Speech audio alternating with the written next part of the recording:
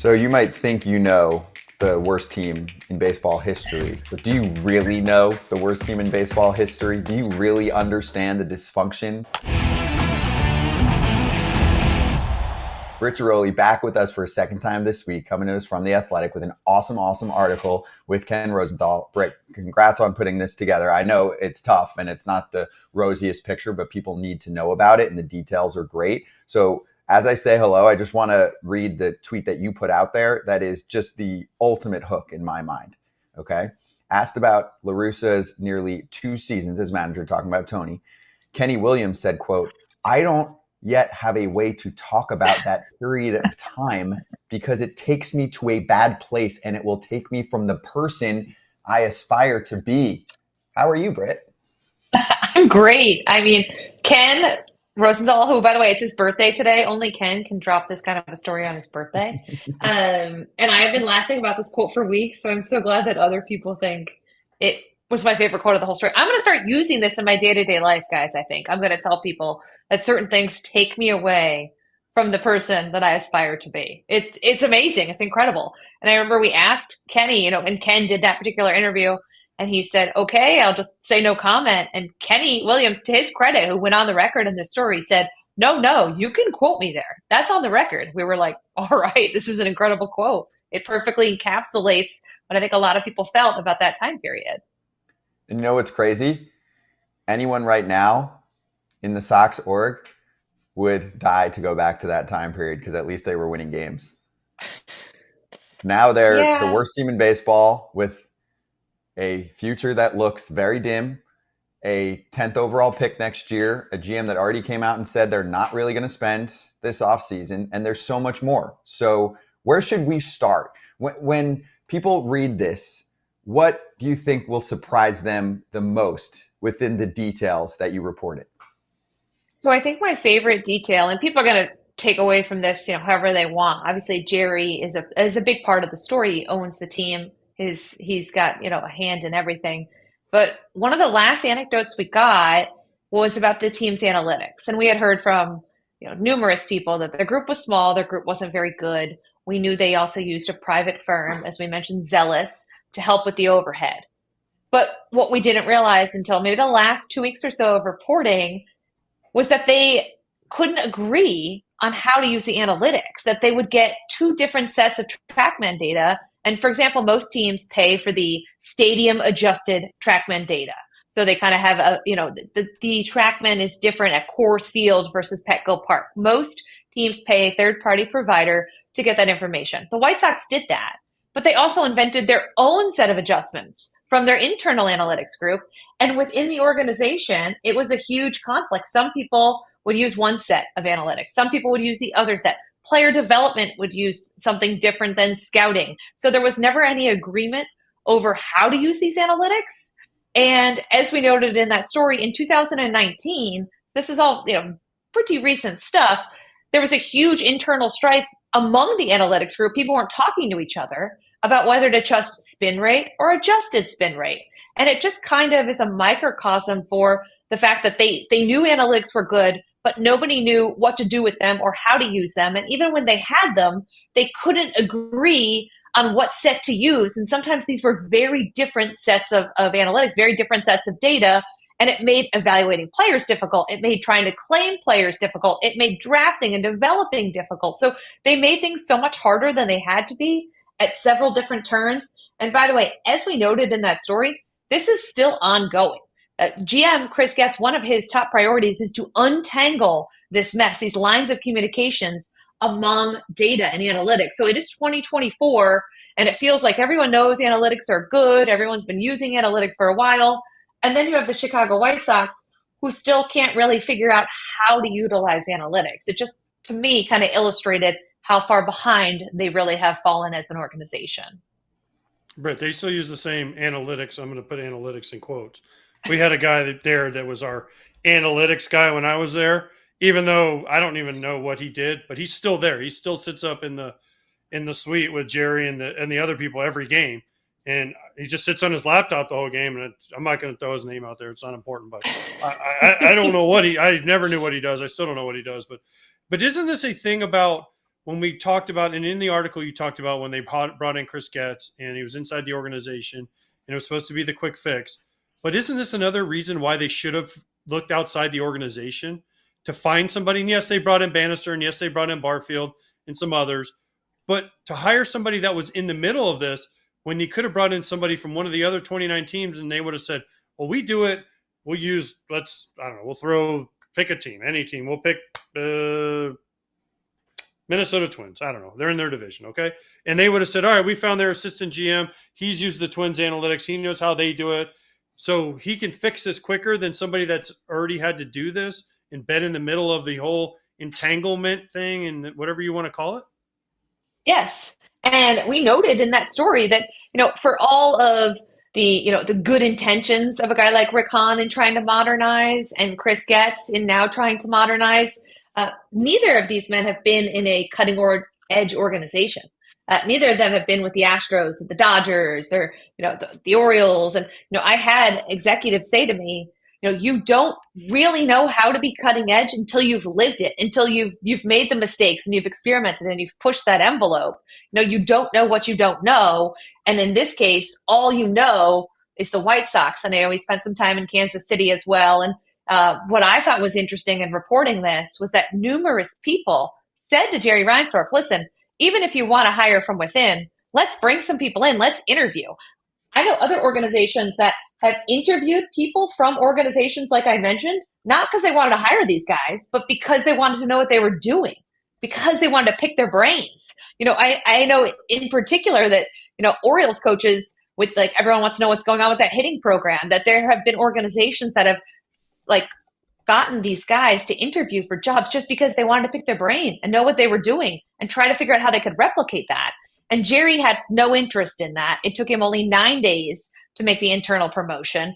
And that was another issue. And we have a quote in there from someone saying, why not try to talk to a Brandon Gomes or somebody from a progressive organization, even if you're going to hire Chris Getz? This is a time to gather ideas. This is a time to innovate. And I think when they dismissed Rick Hahn and Kenny Williams, they had the opportunity to say, okay, we are going to go in a totally different direction here. We're going to bring in outsiders. And they chose not to. And I think that was really going to end up being a defining moment for this organization as well. Even though, as you said, Chris Getz has brought in some outsiders, he is trying to modernize this organization. I think it's inherently more difficult than when you come in as let's say Mike Elias, and you turn over 65 employees in the first 18 months. It's tough. It's awful. But you come in and you don't know anyone and you come in eyes wide open. And I think you can do a better job of evaluating. And you also come from a place where you've seen it successfully work. And we haven't seen that from a guy, like Chris Getz or Rick Hahn or Kenny Williams. So, you do have that perspective. I totally agree with you that they should have done at least some interviews externally. We get it. Mornings are nuts. No time for breakfast, but you need to get your day started right. What if a delicious, nutritious meal could be ready in seconds? Support for Foul Territory is brought to you by Huel, the world's #1 complete nutrition brand. With over 400 million meals sold worldwide, Huel is trusted by millions of people looking to fuel their days with convenient, complete nutrition. Try it for yourself with this exclusive FT offer. 15% off with the code FOUL at Huel.com. We're all about saving time, but we get hangry, a lot. I recently fell in love with the Huel Ultimate Super Greens Powder, which is a perfect blend of 91 vitamins, minerals, and whole food sourced ingredients. I also love their complete nutrition bars, and those hot and savory pouches are fire too. FT fam, give it a shot. Get 15% off with the code FOUL at HUEL.com. Unlock a healthier, easier way to eat with Huel. Nutritionally complete meals in minutes so you can focus on what really matters. You guys were interviewing current employees, correct? A wide range. Yeah, some current, former guys who were on the team earlier this year. Obviously, they've had a lot of turnover. We tried to get as big of a pool as possible. You also said in the article, and I've seen it firsthand, how they just keep people around. Jerry keeps people around. So a lot of these team employees have been around for a while.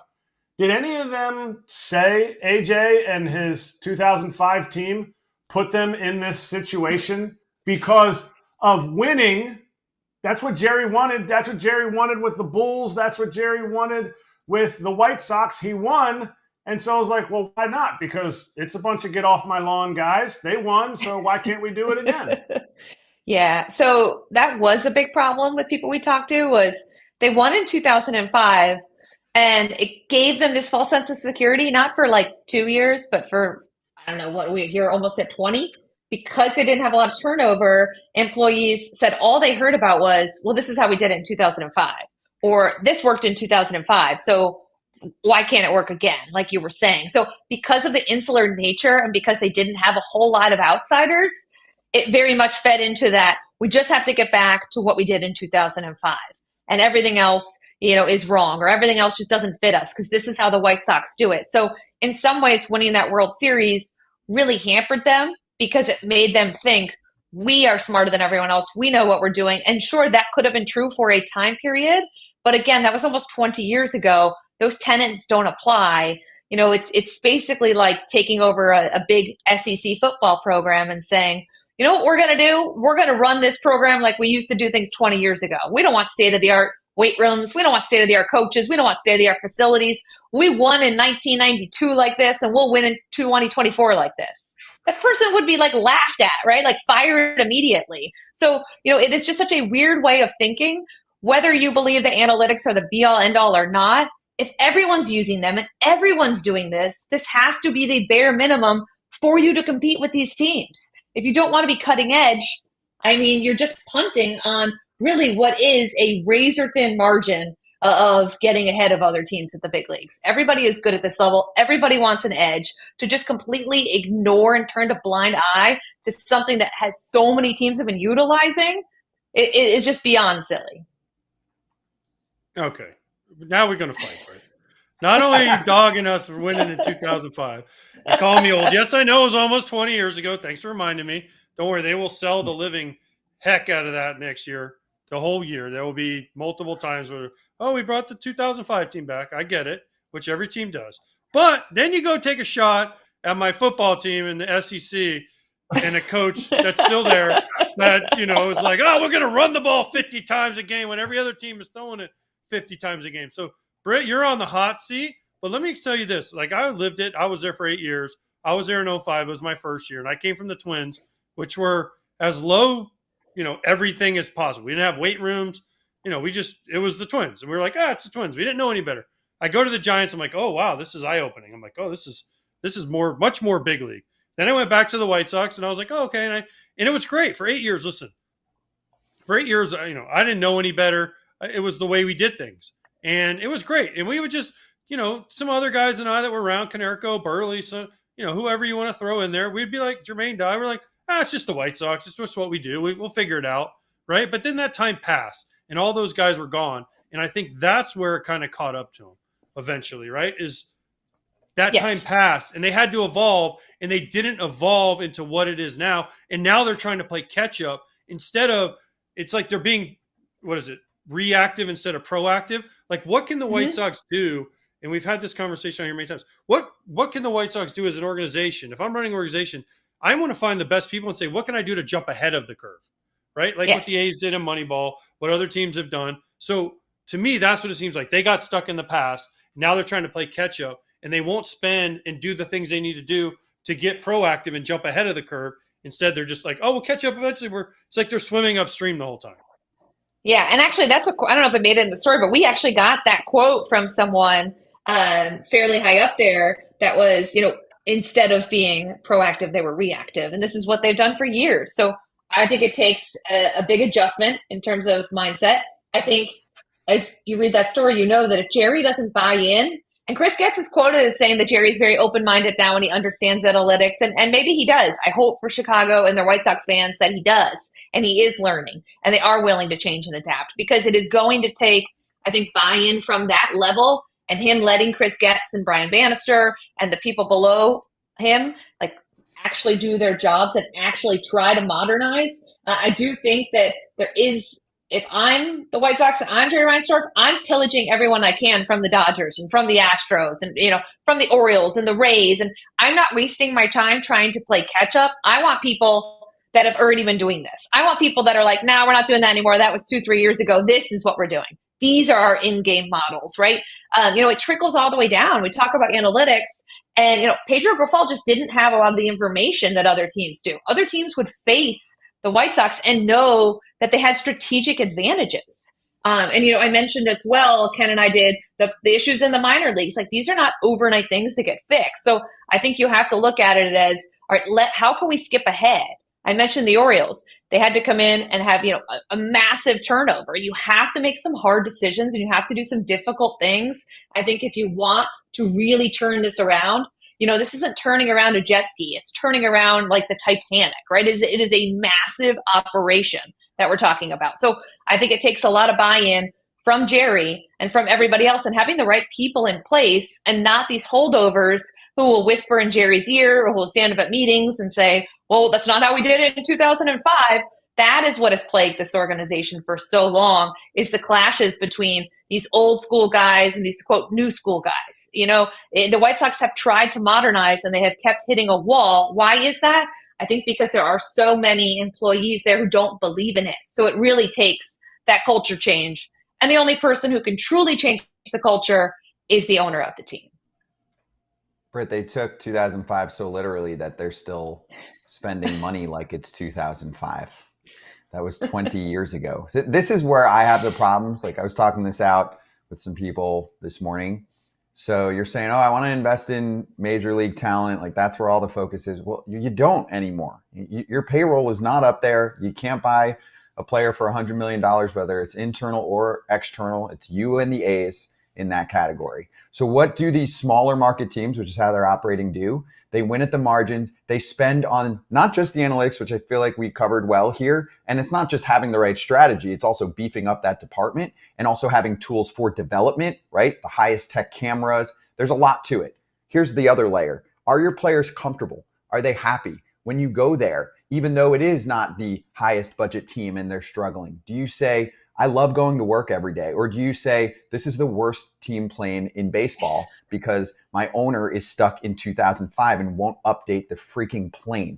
That part stands out to me, where I go, if you're an owner and you have tons of money and you look at the rest of the league, there's not technically a mandate on how you treat your players, you're a jerk for not taking care of your players that way, right? And that is solely on the owner and how he wants to spend money, and that can be fixed. That part in the story, to me, grinds my gears. Yeah, Ken and I kept hearing about the plane over and over again. And then finally, Ken got just the devastating anecdote that leads the story where, a new player gets on the plane and they look around and they're like, no show plane, and everyone kind of laughs. But it really is kind of indicative of, like you said, they don't do the big things right, which is okay, fine. But then you have to do the little things right. Every player that comes out of Tampa talks about how Tampa does the little things right, how they treat their families, the amenities, the coaches. We mentioned that this year the White Sox have kind of a developmental coach, a fourth coach, if you will, at each affiliate. That was something that Chris Getz, to his credit, tried several years ago, met resistance on. These are the kind of small things that you need to do if you're not going to invest at the big league level. You need to try to win at the margins, like you said. So yes, things like the plane, the team's family room was another thing that came up a lot. That did finally this past year in our reporting, it was uncovered, that got upgraded. But that was another thing that guys complained about all the time. It was out of date. It wasn't up to par compared to other organizations. These are things that are definitely first world problems, except when guys are coming to the stadium and they dread going to the games and they know they're going to get just their brains beat in every night. Knowing that the organization cares about them and their families on a human level, I think matters to a lot of guys. I think it makes it a little bit more easier to deal with, a little more palpable, knowing, hey, they care, they're trying to turn this thing around. And, the White Sox didn't really have any of that, not in the almost 40 people that we talked to. It didn't seem like they truly made these guys feel like, yeah, we're not winning right now, but we still care about you as a person. Okay, I'm not a White Sox apologist, but yes, they didn't have a great family room. They just redid it last year. Now, I will say this. When you talk about team planes, they have a contract with United, okay? Yes. So that they might be in their contract. I don't know if they can upgrade the plane or what, but I will say this. Their travel secretary, Ed Casson, I know you didn't talk to him. He is the best in the business, okay? So I want to make sure that we say that and that this is not a knock on anything Ed Casson. Now, whoever negotiated that plane deal, that might be who is with, and I'm not going to use his name, but It starts with a B and ends, and the second last name starts with a B too. People can figure it out. But okay, that might be where the plane thing comes in. Listen, the plane. Sure. I mean, again, I haven't been there since 2012, but I went on the Rangers in 2013. They had the big plane. The Braves had an all first class plane. I mean, different teams have different things. Some teams have their own plane, like the Tigers. So, I mean, I get the plane, but it's just such a little thing. Listen, all I cared about was did the plane get me from point A to point B and not crash. Other than that, I mean, listen, I got a whole row of seats. I sat in the last row. I had the whole row. All the veterans were in the back. They served food. They gave us, back when you were allowed to give you beer, they gave us beer on the plane, drinks on the plane, whatever it was, right? Which was great. So I think, yes, it's a cool little story, and Scott loves this. Oh, man, the plane. But at the end of the day, as long as the plane gets you from point A to point B and you're comfortable, it's okay, Scott. No. If you're on 50 flights a year, there's a big difference in comfort. Dude, you are unfazed by many things that the modern baseball player goes nuts about, right? Like you can sleep easy, you get comfortable. Like if you look around and see everyone else living the life in a plane and then you go to this plane, it does matter. And I'm still going to put this, either with the B first name, B last name, or the guy who he works for right there. Because even if you have a deal with an airline, you can say, hey, our plane now not up to speed. And I'm actually going to put a little blame on MLB for this one too, in my mind. Because Britt, I don't know how much you know about the other team planes, right? But you're hearing this consistently. Like MLB should have some type of requirement. I don't know if you could do that, where it's like, hey, this is our baseline now. You have to have 20 extra leg room or first class, whatever. Like there has to be a better setup here because you have to take care of the players. They are flying around all over the place. Most of the guys in the White Sox are making league minimum, right? And they're away from their families, the whole deal. It's not like these are multi-millionaires. Make them comfortable during a season when they're on the road for half their life. Yeah, again, it is a small thing. If they were winning, we would probably never hear about this. We would have never written the story. However, it just kind of is illustrative of, again, the Tampa Bay Rays can have a bigger plane, a nicer plane. The Miami Marlins can have a nicer plane, right? I think that's what it is more than anything is, they're not the only team that's using an outdated small plane, but on top of everything else, it just becomes like is this a big league operation? Because guys that go to other places text their teammates and say, this is the big leagues, right? So it kind of makes it seem like the White Sox aren't run as a big league organization in all facets right now. Okay, that's fair. Well, you know what? The one thing the White Sox did that no other team did? We got United points, which was awesome. So we got frequent flyer points. Listen, they got the milkshake too. That milkshake looks good. Yeah. Have you had it? No. Yeah. Okay. Get back to me. Is it overrated? When you get a $37 milkshake, it comes in a cool glass. And but I mean, it's a milkshake. It's a milkshake with some chocolate and a marshmallow on top. I mean, it's okay. All right. It's slightly above average, but did you pay for it though? I don't think they're going to send me a free milkshake after today. No, I have not paid for one yet. So, but and then let me also say this about the White Sox and everything. I want to make sure this is crystal clear, Britt, for next time I go back there. I was not a source in this story. Just please, I want you to make sure that is put out there by you. Ken won't admit it. Yes. So Britt, please admit that to everybody. Ken won't admit it that we didn't talk to you? No. We did not talk to you.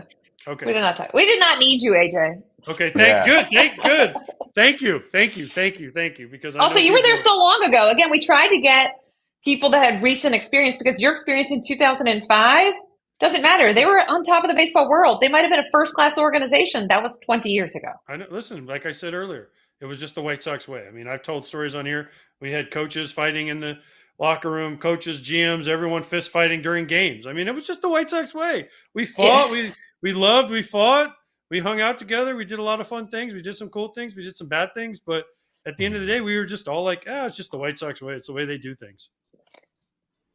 Yeah, fighting's cool. Gritty is cool, but you need to run your organization like a 2024 Major League Baseball operation. That's where they're lacking. This article is well worth the read. Sit down, give yourself 5-10 minutes and say, okay, let me see what we're working with here. Because you might think you know the White Sox, but you don't know what's going on right now. So, Britt, awesome job. It was amazing. You and Ken, birthday boy, well done. And thank you for joining us for this. And obviously we'll catch you soon. And you're going to be on SNY tonight. Are you just going Mets or are they going to sneak in a little White Sox question for you? I don't know. They might sneak in White Sox. Of course, I had a Mets story for today, but it got pushed because of this. So we won't talk about my Mets story until tomorrow. Okay, fair. It's fine. Let this one get center stage. I'll read it. Thank you. Thank you. Yeah, we'll rate it. AJ will We're call on me it a homer. Thanks, guys. Hello, Homer. True. Thank you, Britt. Thanks for coming Unbelievable. on. All right, Good guys, to take see care. Hey, everybody. Be sure to like and subscribe for more content. We're back here every weekday, all year long, so do not miss an episode. The videos are coming in all day. Here's another video you might enjoy. Baseball the way it should be covered.